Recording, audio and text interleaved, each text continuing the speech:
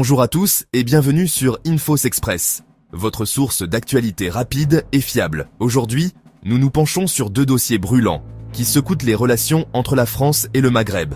D'abord, en France, un sondage récent fait l'effet d'une bombe. Une majorité écrasante de 76% des citoyens souhaiterait la suspension des visas pour les ressortissants algériens.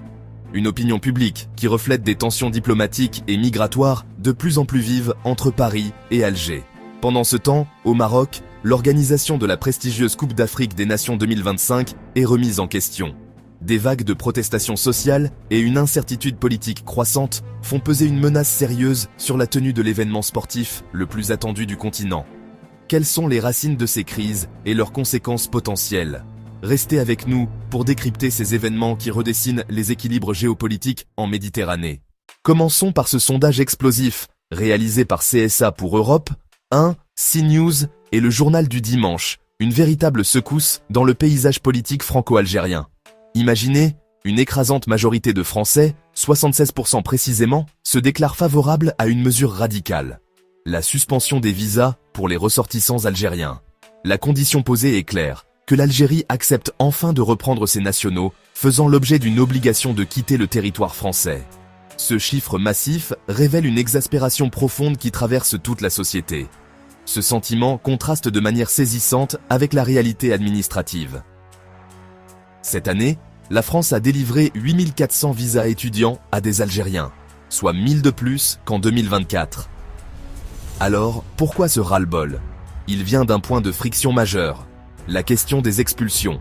Depuis des années, Paris se heurte à la lenteur d'Alger pour délivrer les laissez-passer consulaires, ces documents indispensables pour renvoyer les individus en situation irrégulière, notamment ceux condamnés par la justice. Pour beaucoup de Français, cette non-coopération est perçue comme un défi à la souveraineté nationale et un enjeu de sécurité.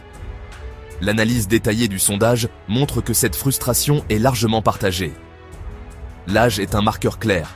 Le soutien à la fermeté grimpe avec les années, passant de 70% chez les moins de 35 ans à 81% chez les plus de 50 ans, et même 82% chez les seniors de plus de 65 ans.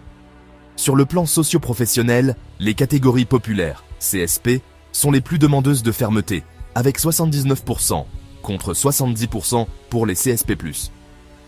Fait notable, hommes et femmes s'accordent presque parfaitement, à 75-76%.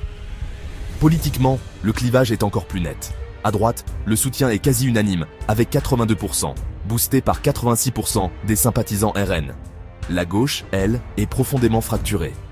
Alors que seulement 46% des sympathisants de la France insoumise y sont favorables, le chiffre monte à 71% chez les socialistes et 72% chez les écologistes, signe d'un malaise qui traverse une grande partie de l'échiquier politique. Ces chiffres dessinent donc le portrait d'une France divisée, mais majoritairement unie dans sa frustration face à une situation jugée intenable. Passons maintenant au Maroc, où l'organisation de la CAN 2025, prévue du 21 décembre au 18 janvier, est sérieusement compromise. Alors que le pays devrait célébrer le football africain, une vague d'instabilité interne fait trembler les fondations de l'événement. Des manifestations violentes secouent à plusieurs villes comme Agadir. Le mécontentement gronde contre la cherté de la vie, le chômage et la gestion des ressources. Les citoyens exigent des changements, mais se heurtent à une forte répression, avec des affrontements et des victimes.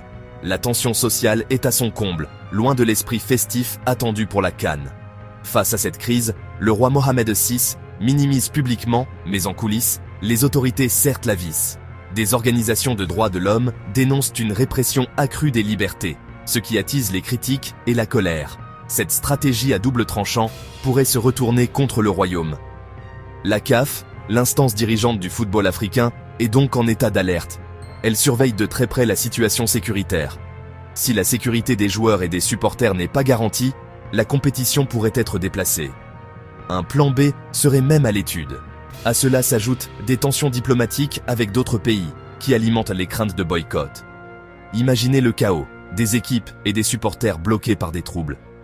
C'est un vrai casse-tête pour le Maroc, qui a massivement investi et joue sa crédibilité internationale.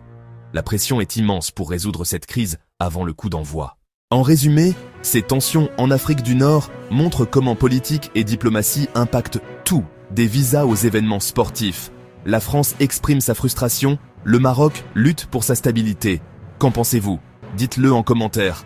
Abonnez-vous à Infos Express pour plus d'actu, likez et partagez. À bientôt. Abonnez-vous à notre chaîne. Cliquez sur la cloche pour rester au courant de l'actualité algérienne.